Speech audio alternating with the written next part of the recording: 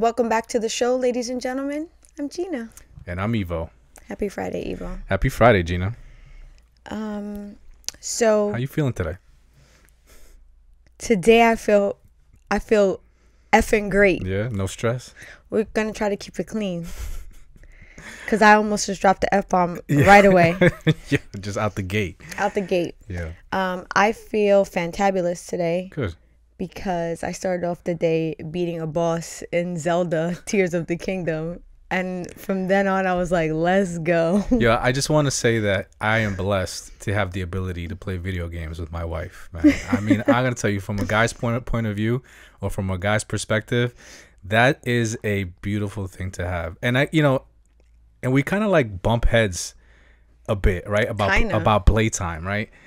And at first I was like, damn, I can't believe we're arguing about like who's going to play. And I thought about it. I was like, not for nothing, but that's actually a good problem to have for a guy. You know, when you're arguing with your girl about who's gonna get more time on the game. I actually contemplated going out and getting another console so I could just play by myself. Then I was like, that's a little crazy. Yeah, that's a little crazy. We worked it out. Yeah. So today we're actually talking about stress. And the reason why we're talking about this topic is because I was like uber stressed the other day. And I said to myself, I want to talk about something on the show that everybody can relate to. And I think everybody can relate to stress. This rolls off the back of our last episode, Sobriety Chronicles. We got a lot of amazing feedback from our audience about how much people enjoyed that episode and how relatable it was. So that got me thinking about trying to talk about topics that are very relatable to our audience, no matter the kind of person that you are. Young, old, black, white, it doesn't matter. I feel like stress is something that everyone and anyone can relate to. But if you ain't got no stress, then God bless. God bless, and check your pulse. Yeah, God bless. So the other day I was having quite a bit of stressful, what I would consider, thoughts. And it was because I sometimes like to do this thing where I put on these personal expectations on myself. And what that means is that I'm setting excessively high expectations for myself in various areas of my life that can lead to this constant pressure and or stress feeling. Mm-hmm. And what was happening to me the other day was I was contemplating how the day was going to play out, and I started to immediately become stressed about the day because I felt like I had so many things that I needed to complete in that day. And the reason why I felt stressed is because the way that I like to go about my day, I set high expectations for myself. I want to achieve a lot of things within one day. And I found myself like upset about that. So number one was my workout regimen. That was what triggered the entire stressful day that I had the other day. So I've kind of hit like a rough patch where I'm feeling like not really inspired, not really motivated. Even though I'm super disciplined, I would say that I work out minimum 4 days a week, and I'm clocking over 20 days a month of being active. The last couple of days, I would say even the last couple of weeks, have been harder for me to get going. So then there was that. Then the second one was preparing for the podcast. I felt a little stressed. I felt stressed about that because we were really kind of trying to figure out what we wanted to talk about. And again, here I am setting these high expectations on myself of how can this be one of the best episodes ever? That's the way that I'm always thinking. Yeah. Which is really ridiculous. It's our weekly struggle. Yeah. And then the last thing was preparing for our trip that we're going away this weekend. So, you know me, I like to have my checklist. I like to make sure that we have everything. So all those three things together, plus just my everyday chores, which is like taking care of the cats, you know, the kitchen, cooking, dinner. I just found myself feeling angry and really wanting to put a full stop to everything on that day and not do anything. So when you're going through that, does that stress manifest for you physically? Yeah. Like does it cause like a headache or like muscle tension or anything like that? What is it? What do you mean? Like when I say does it manifest for you physically? What does that mean to you? That means that I become cranky and I then become a little bit more snappy with the people in my house. So that would be like an emotional manifestation, right? But what I'm wondering is that like does the stress get so severe or so intense that you physically start to feel it? Has that ever happened to you? I would say that the one effect that it has on me, it will make me feel tired. Mm. I will feel like I just need to literally stop moving and rest because my brain is trying to do too many things at one time. So I would consider that a physical. Yeah, yeah. I definitely would see that as a physical. And how do you work through that? I generally just go to sleep. Just take a nap. That sounds about right. I don't want to get into all my tricks just yet, but there's actually kind of like a joke on the internet. You know, I got all these things to do today, and then I took a nap. Yeah, take a nap. Even though it's hard for me nowadays to take a nap because, again, I'm setting these personal expectations on myself of like how much I want to achieve in a day. So taking a nap sometimes seems like not the right idea. But as I will talk about later, I've learned that rest is a vital aspect in my life when it comes to how I function. So I just want to give a little bit of understanding of like what stressors are, events or situations that challenge our ability to cope, often leading to feelings of tension, anxiety, or overwhelming. They can be major life changes like a job loss, a breakup, daily hassles such as traffic, disagreements. Our response to stressors depends on various factors, including our personality, our past experiences, and our support networks. And when I was looking into like what that meant, I would say that my support networks, it kind of goes in reverse for me. It's like my support networks, my past experiences, and then my personality is kind of like how I manage things. You being my biggest support network. So there are a lot of times where I'm feeling that overwhelming sensation of stress. I will then say to you, can you take on some of these things that need to get done because I'm feeling overwhelmed? And that is a big deal for me. Now, do you find it like do you find it helpful to talk about your stressors, or do you like to keep them within, like, to yourself? I mean outside of our relationship, right? Because we talk about a lot of things, and I know that, you know, you've lived a large portion of your life perceiving that everything is okay. Yeah, that's why I said it's big for me to even ask for help. So how do you manage outside of taking a nap, right? When you're not feeling tired and you're still dealing with stress and you're not talking to me, for someone like yourself who likes to perceive that everything is okay even though there's a lot going on, how does someone like that deal with the stressors? What are some activities that you do that help you manage those stressors within yourself so that you're not dumping it on someone, or per se, or not having to just get on the phone and talk to somebody when, you know, you obviously you prefer not to, or in some cases there's just nobody available? It's interesting that you asked me, like, how do I manage it? And how do I think you used the word active. And one of my... some of the activities. Activities, yes, thank you. That is probably the biggest thing for me. My physical activity is my number one stress manager for me. It's funny because at the top of the show, I said that one of my stressors the other day was my workout regimen. Yeah. And I say workout, but in current time for Jeanna, it's more about being physically active more than anything. It doesn't mean that every day I'm going to the gym. I would say the biggest way that I manage stress is being physically active. So I like to, what I would consider, mentally disconnect in a way where I'm just focusing on me and not any of those outside experiences that are causing me stress. So I love to hike. That's a big thing for me.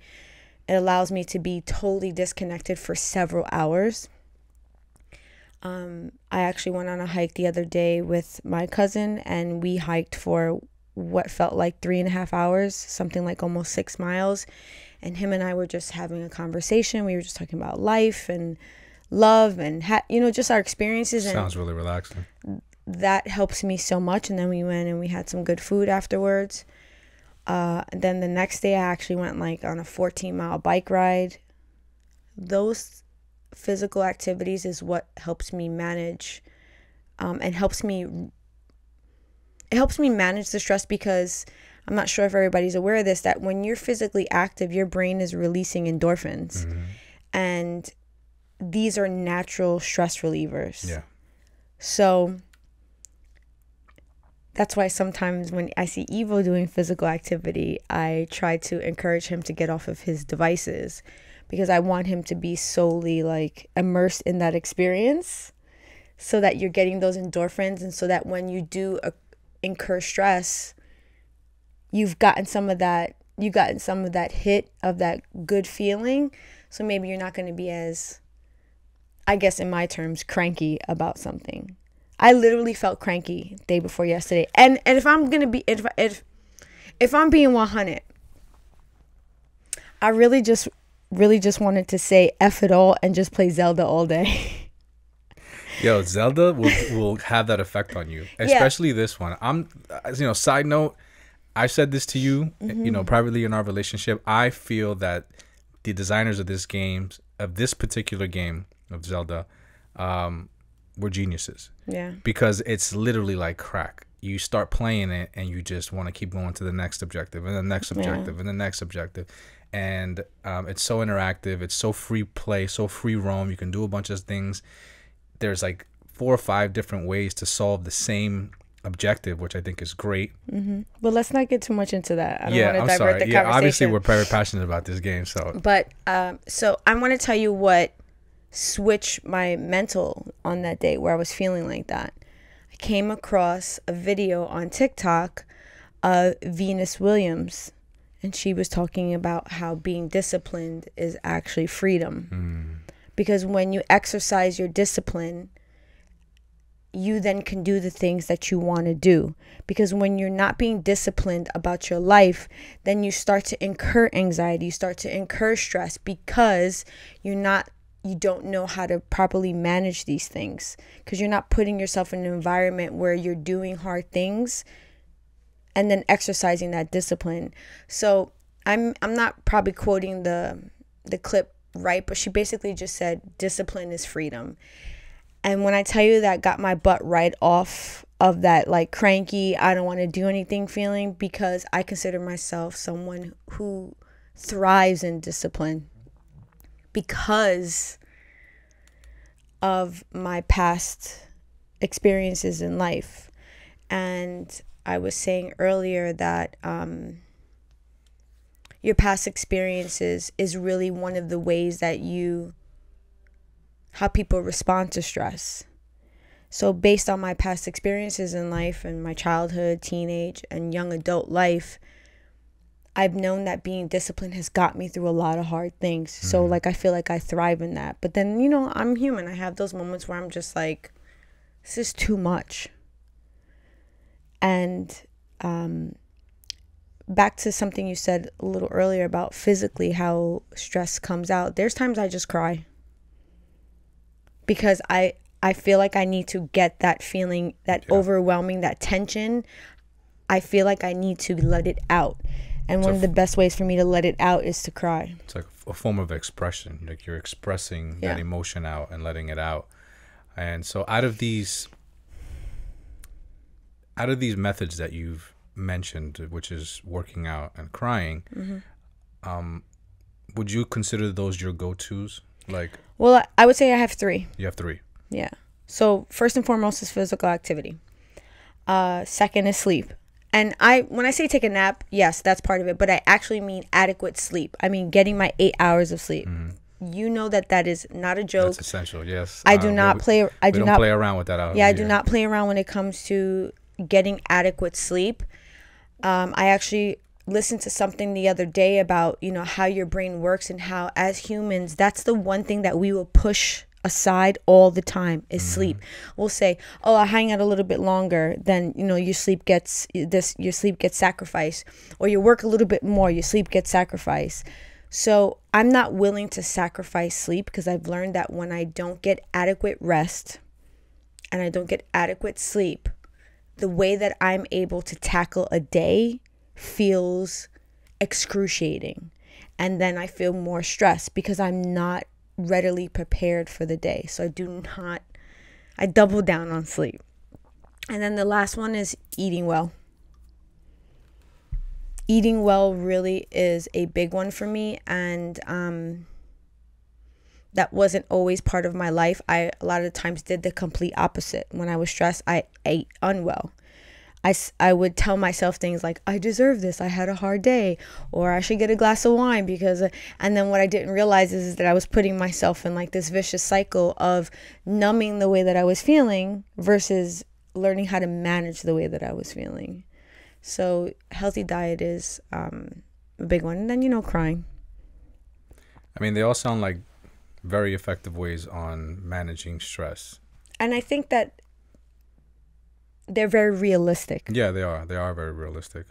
I would think that people would say, I could do this. I think the physical activity one may be something that some people may be a little apprehensive, depending on how they can fit it into their schedule. I don't know. I feel, I agree and disagree kind of with what you're saying, because I think that there's still some joy in just showing up, right? I think that if you're not the type of person that is physically active, and you're listening to this and you're like, well, I don't work out, so that's not going to work for me. And, and working out is, I don't have time. If you could imagine yourself just showing up just getting dressed and showing up for a push-up or two and walking away and saying, all right, I didn't do the workout that she did, but I worked out today. I did something. Yeah. That puts you 2 steps closer to actually working out. I mean, that's got to feel better than what it was before when you weren't doing anything. Right? So those little actions, they do have some effect, I think, that, Well, one of my biggest physical activities is just straight walking. And I enjoy that thoroughly because of that ability to disconnect, my time alone, my time with my thoughts, my time with nature. Yeah. I went on a walk with a friend the other day, and we decided to meet in the middle of town. So when I met with her, I went over the things that I observed on my way to her, and we kind of giggled because I explained to her, like, I was laughing at something a squirrel did, something a bird did, but those are the moments that help me tackle life, because I'm experiencing moments of awe, moments of joy that are just for me. So even if it's as simple as something as walking, I literally love to walk. And you can do, on average, because I walk quite often, I could do a mile in a little, anywhere near 20 minutes. You do 2 miles in 40, you do 3 miles in an hour. A little faster, a little slower, depending on how fast you want to walk. So if you can spare 20 minutes, if you can spare 30 minutes, if you can spare an hour, I consider those things very possible for managing stress. And I just wanted to add one of my other stressors that I feel like a lot of people also deal with, that is wholeheartedly a Jeanna thing that I do, and it's the uncertainty about the future. You and I have talked about this in a previous episode. Not knowing what lies ahead in terms of career, relationships, or life circumstances can be extremely anxiety inducing. As someone who is self-employed, a freelancer who's dealing with 2 strikes right now, I'm dealing with uncertainty about the future very heavily right now. I'm trying to manage it the best that I can, which is not living in the future, not thinking about the what ifs, just managing what I can do now, managing my finances now, and taking opportunities generally that I potentially wouldn't take but have been great. Just very grueling, but still great opportunities. So I'm thankful for that. And I will just continue to do those things that I say that I like to do, which is remaining physically active, getting adequate sleep. I know that that may sound stupid to people, because I've heard many people say things like, oh, I could do like 5-6 hours of sleep. you compound that over, couple years, it takes a toll on you. And maybe you don't feel it when you're young, but when you're in your 40s, you feel it. And sleep is so essential. And, eating well. And I like to live, if anybody's interested, I like to kind of live by the 80-20. 80% of the time I'm eating as healthy as possible. And 20% of the time I'm getting a quarter pounder with Big Mac sauce from McDonald's. And I'm there right with you, co-signing that shit. It's keeping 100. Yeah. But I would love for you to tell me about what your stressors are and how you manage them and all that jazz. Because I feel like Evo and I are very different when it comes to these things. Yeah, I mean, so stress to me is where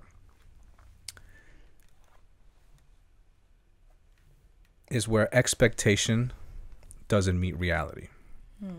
Okay? And I'm just going to let that, sink in for a minute. I want people to listen to exactly what it is that I'm saying and try to understand why I've come to that, right? So think about your life, think about your expectations, and think about how you feel when reality does not meet your expectations. Thinking about it right now, the thought of it alone almost feels like it causes a little bit of anxiety. That's interesting that you say that. While I was talking about my stress, I felt like a little quiver in my body. Right? So being able to manage your attachment to the expectation is greatly going to determine how you feel and the amount of time that you spend stressing over what it is that's going on in your life. Yeah. So for me, it was learning how to let go of expectations, which was the ultimate key in being able to get over what was stressing me out at that point in time. An example I'm going to give you is that I learned this when I was very young, and we've spoken about this previously in the show, but I just think that this is it's a great example on how I was able to come to that conclusion. So as a young child, I was sent to the Dominican Republic with no real idea of how long I was going to be there. My parents separated, and my mom sent us to go stay with some family out in Dominican Republic. I was very young. I didn't understand what was going on, but I just knew that my brother was with me, and so if he was with me, everything was okay. But I missed my parents dearly, and I always had this expectation that at some point in time, they were going to come get me, and I was going to go back home. That didn't happen, at least not right away. And over the course of the next couple of years, I ended up spending 7 years there. So for the first 2 years, I had this expectation that any day, my mom or my dad was going to walk through the door, and they were going to pack us up, and we were going to go back home. So for 2 years, I was living with this stress of, when am I going to go back home? When am I going to go back home? All the while, I would have these periodic moments of beauty and joy because I was on a very beautiful island. And, the climate was great. The people and the hospitality were amazing. But I was homesick at the same time. So I was like, in this crazy space where I was having fun and having a good time, but yet still emotionally stressed because I was missing something. And one day I said to myself, as a young kid, believe it or not, Evo, either you let go of this expectation that you have, or you're going to go crazy. You're going to drive yourself nuts. Because I used to get angry. There would be moments where I would be mad that they haven't come yet. And how old were you at this time, just about? So when I went there, I was 5. So this is probably like around when I was 7. I was still dealing with this. And I remember various moments of just feeling angry. And I would take that anger out. You could see it. I would be grumpy. I would be lashing out at people. I would be disobedient. It's probably hard to deal with at the time. And God bless my uncle and my aunt because they were just angels. They were saints. I couldn't have picked. I could have been blessed with better guardians. Better guardians, and my grandmother. And even though I know that I probably wasn't easy at those times when I was not feeling like I wanted to be there, but the moment I was able to let go of the expectation that they were going to walk through the door was the exact pivoting moment that I stopped feeling stressed. So at that point in time, that was my first step in becoming emotionally intelligent and learning about what my emotions do to me and what the power of perspective has on my ability to feel stressed or not stressed. Mm-hmm. So that is nowhere near what the way you perceive stress. But I've always tried to live life after that in a state of hope for the best and expect the worst. And I know that people have heard that before. It's not my saying, but when I heard it for the first time, it resonated with me because I felt that. I was like, I remember doing that. I remember like after letting go of that expectation, moving forward, I really tried to not have these gorilla grips on expectations. I more or less started to hope that things turned out great and put more of the expectation on the worst. So that way, if my expectation, or what most people call expectations, didn't pan out, it ended up being something that I at least kind of foresaw coming.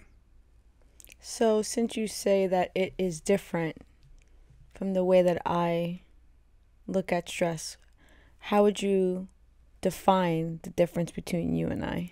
Well, I would say that I feel like that you have more of a finger to point on certain things that will cause stress in your life. Mm-hmm. As to where the way I see it is more of on a deeper level where it's just where your expectation doesn't meet your reality.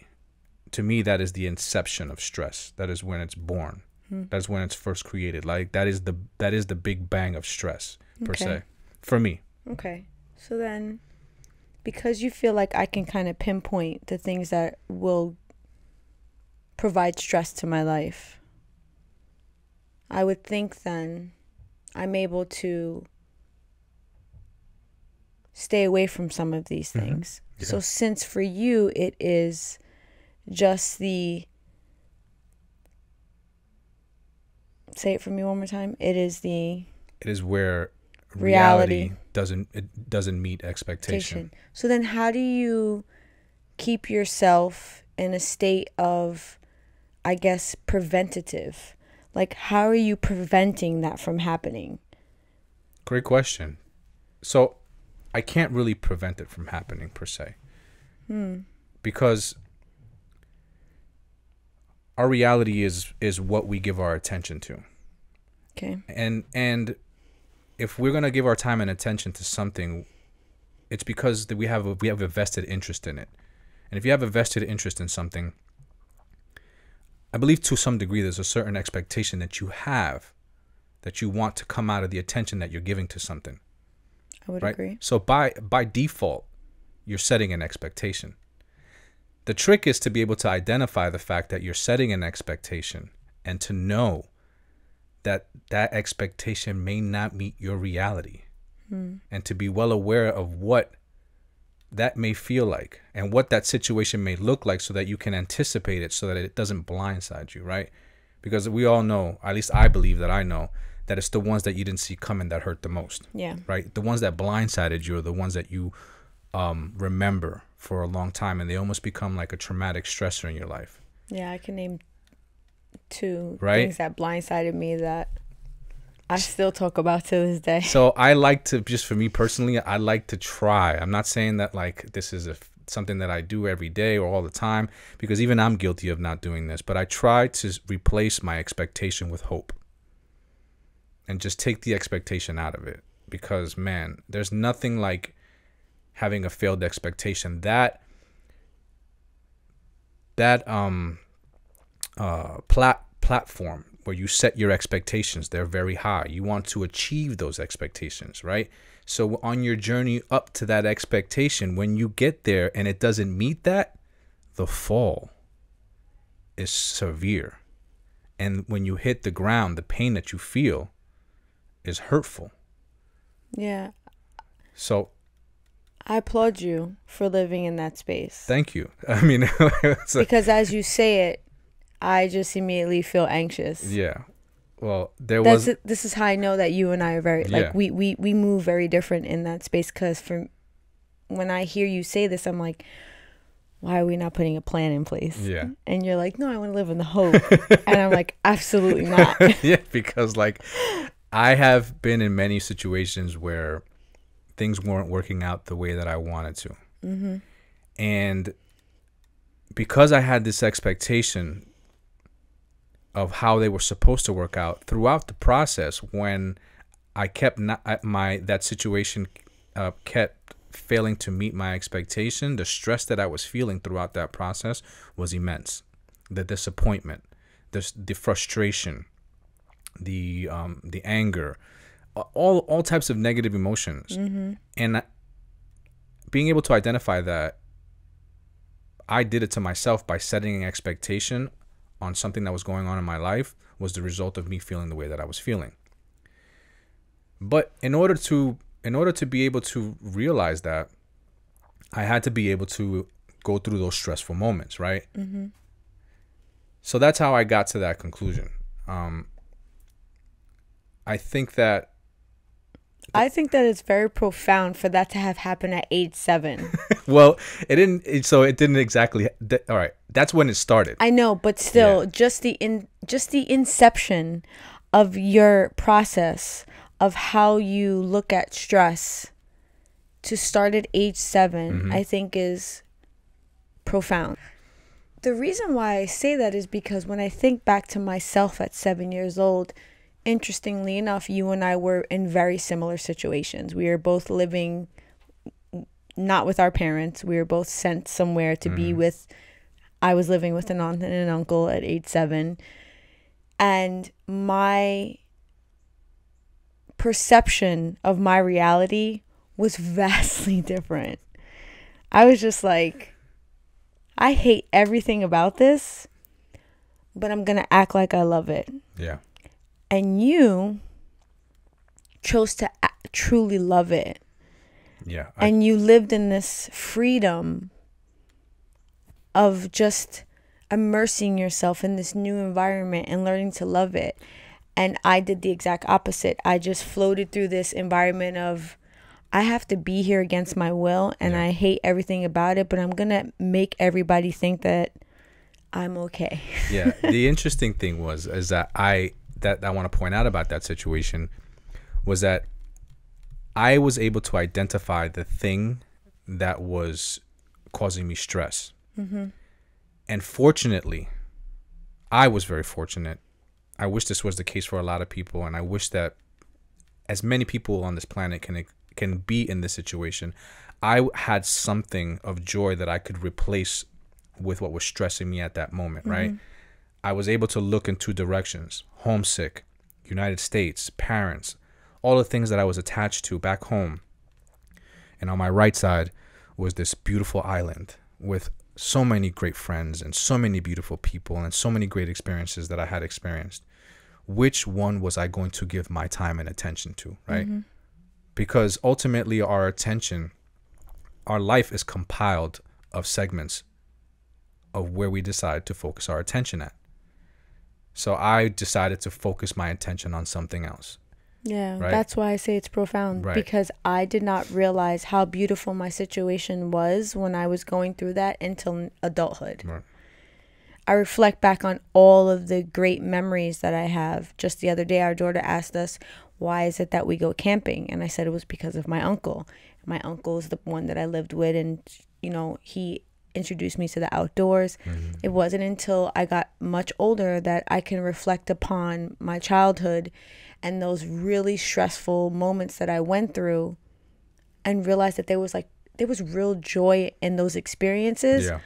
But I did not wrap my head around that at age 7. So for you to have done that at that age, I think I think it's just big. Well, the one major thing that we did right differently was that at that age, I chose to let go, and you chose to bury. Oh, and this is part of the reason why Evo and I, when we came together as a couple, it's, I don't want to say it's weird, but we're very yin and yang. I'm very good at concealing the way that I feel. Not so much anymore, because that's why I said earlier when I asked for help or I cried, that's big for me, because that's not something that I would normally do.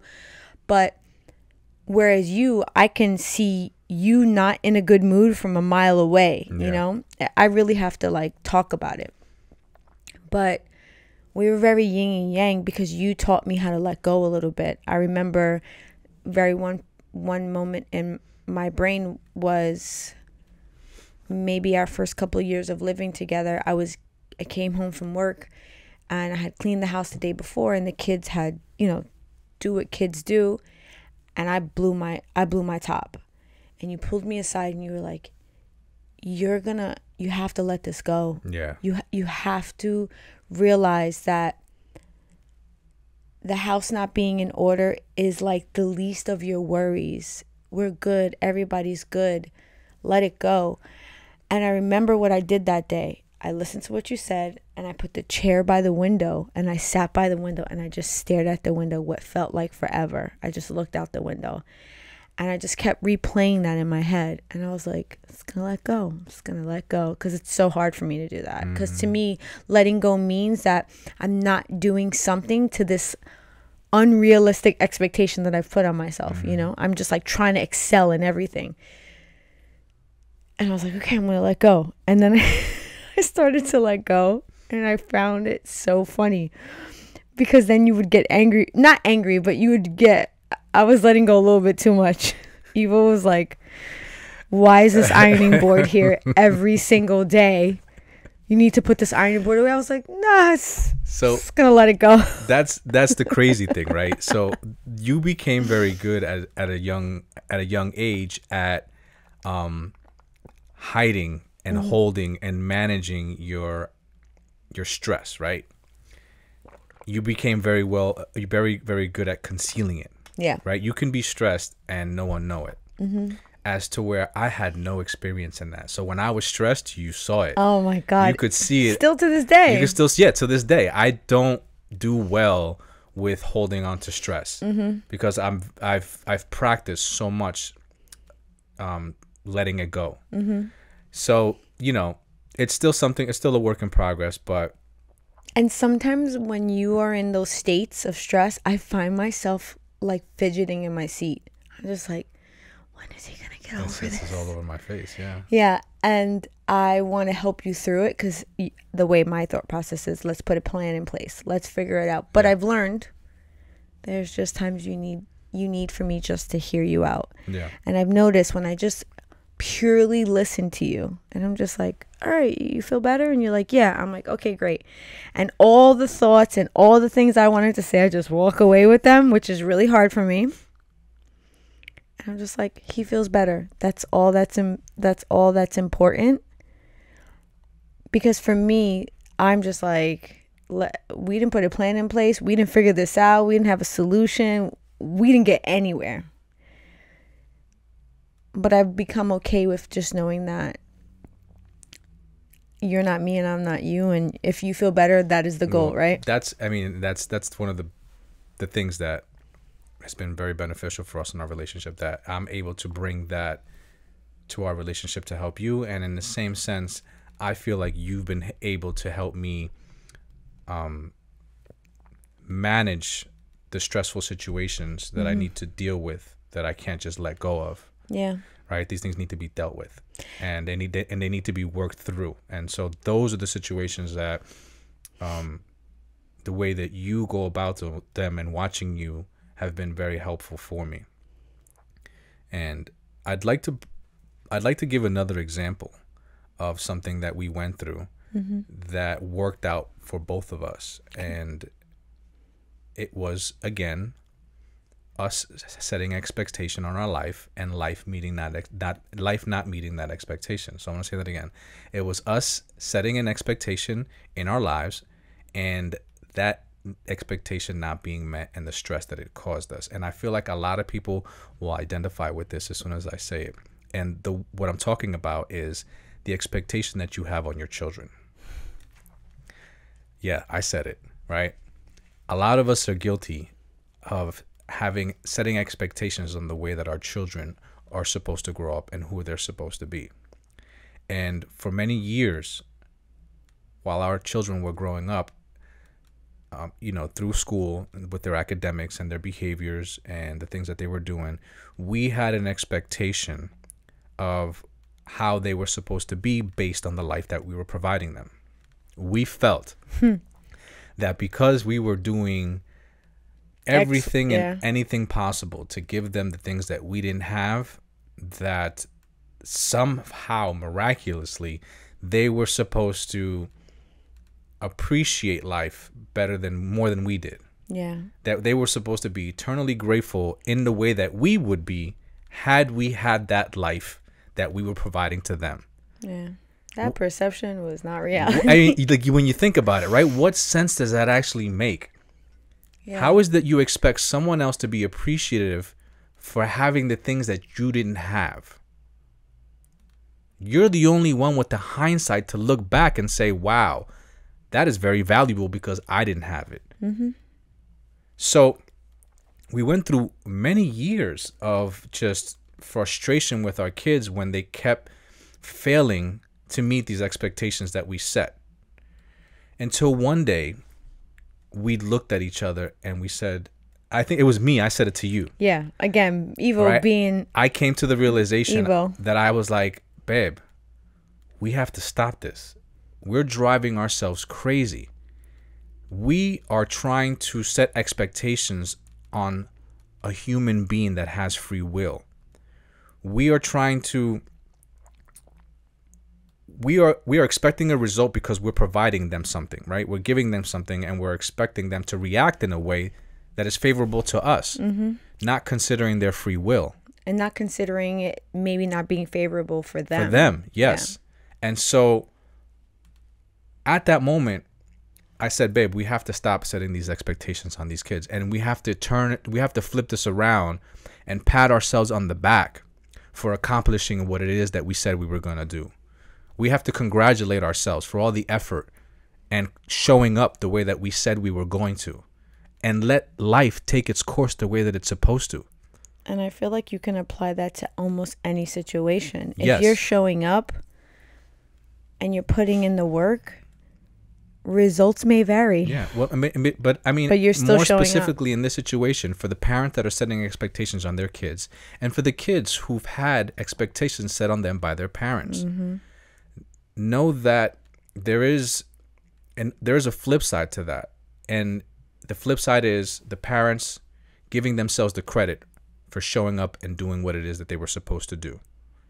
And secondly, allowing the kids just to experience that the way that their perception allows them to. Giving them the free will to create their own reality based on what you've given them and loving them for that. Because guess what? They're going to love you in return. Our relationship did a 180 with our kids once we started going about things that way. The pressure that was coming from us as far as who they were supposed to be and what they were supposed to be doing stopped projecting in that direction. They were no longer in the defense anymore from all this energy that we were putting on them of how they were supposed to be living their lives. And when we took that negative tension out of our relationships, what came out of it was a beautiful relationship that we still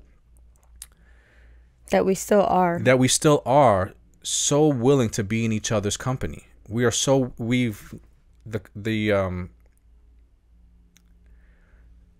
developed this relationship now where we can openly communicate and talk to each other. They can say things to us without feeling like that whatever they say to us, we're going to take negatively because we have this expectation of how they're supposed to be living their lives. Yeah. And we've in turn just been felt so good about what we've done that it took all the negativity and all the stress out of what we thought life should have been. Yeah.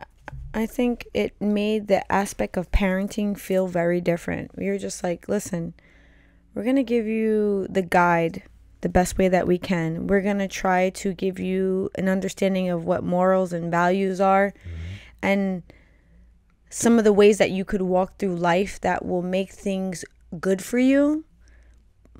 Whether you choose to do those things or not, that's your choice.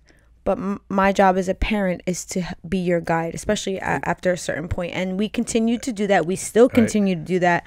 But there's no expectation of the guidance that we're giving is going to turn into something else. It's going to turn into whatever they want it to be, which is feels so free. I'm just like, as you're saying this, right? As you were saying that, I'm thinking, you said, like, as parents, we're supposed to be guides.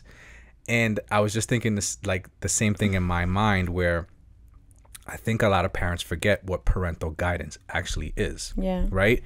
You're a guide. Think about all the guides that you've gotten in your life.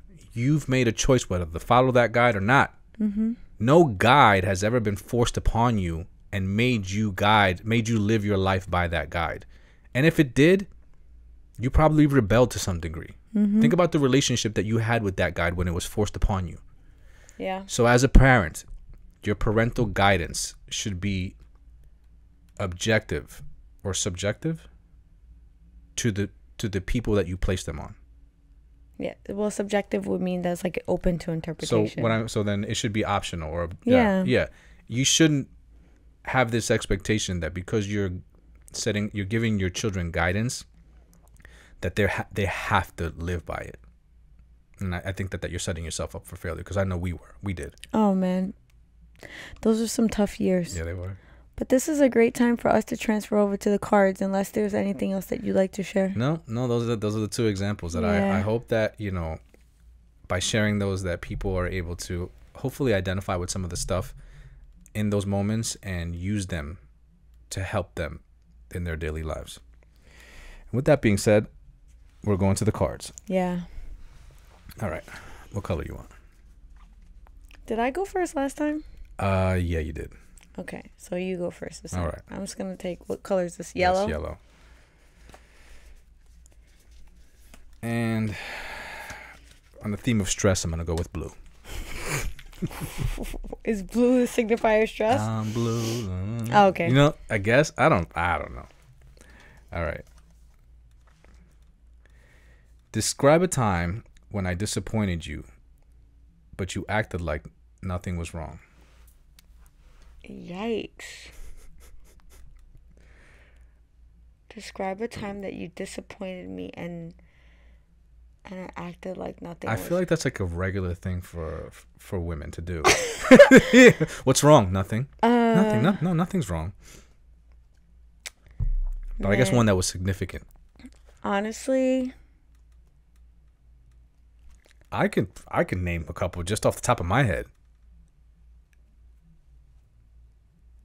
When you disappointed me and I acted like nothing was wrong. Honestly, Evo, if you have, they've been very minuscule. No. It's like, no? No. Big things? Yes. And so...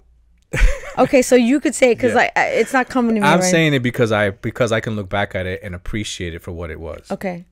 And it's the many of times where you've told me, we've gone out and you've told me, hey, can you like go easy on the drinking? Oh. And I have like blown past it like I got no sense, and I'm just literally like just throwing them back, and obviously disregarded what it is that you asked me to do. So now you are disappointed in me, and you are extremely disappointed in me because I've done this multiple times, but yet when we're out, you don't show it. Yeah. And that's Jeanna being Jeanna. In a lot of cases, she'll wait till the next morning to talk to me about it. She won't even get into it with me on the way home because I've been drinking. An immense amount of discipline that you exhibited in those times, and looking back at it, I applaud you for that. Thank you. You're very welcome. Now that I think about that, you're coming close to a year, Evo. Yeah. Well, I mean, so this month, is it this month? Where are we at? What today's? We're in August. So it'll be a year in December. On the 26th, it'll be 9 months. Yeah, I mean, you're coming close. Yeah. Okay, what's one thing you'd like to get better at over the next year? Oh, that's a good one. One thing I'd like to get better at over the next year.